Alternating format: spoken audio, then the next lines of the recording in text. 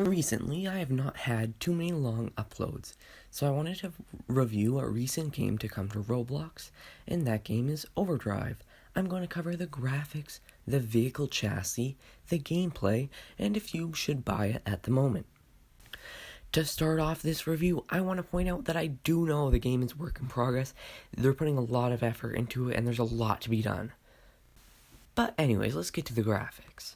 The car models are quite nice to look at, and there's a lot of attention to detail. The lighting and reflections are also set up quite nicely as the game is using the shadow map lighting technology.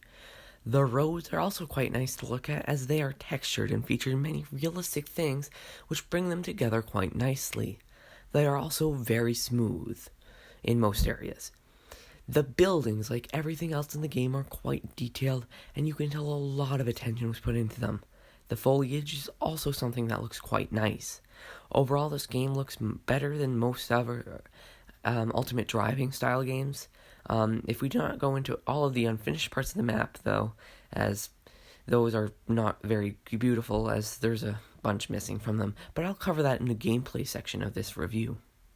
The next part I am going to cover is a vehicle chassis.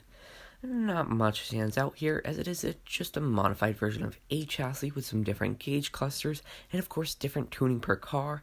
That's not saying you can't make a good game with a chassis though, as there's a wonderful chassis and games like Midnight Racing are using it. But anyways, one thing I want to mention is that in the first car I drove, the Neon SRT4, fifth gear was almost non-existent, or at least I was unable to actually use it, as when I'd go up from 4th to 5th in the semi-automatic form, it would just drop in speed as the car would not have the power to actually use it. This could be due to using the real gear ratios and specs of the car, and this is possibly not translating perfectly due to a chassis and Roblox's physics not being perfect, but that's not a problem with the game, that's just a problem with Roblox. Anyways, in conclusion of this little part, the cars drive well, and it is well made, but nothing overwhelmingly stood out as amazing, though I would not expect that from a more realistic driving game. The gameplay is fine. I understand that the game is a work in progress, and more interesting things to do but drive will take a lot of time and effort. Ultimate Driving was not released yesterday, so I do not expect this game to be a direct competitor just yet.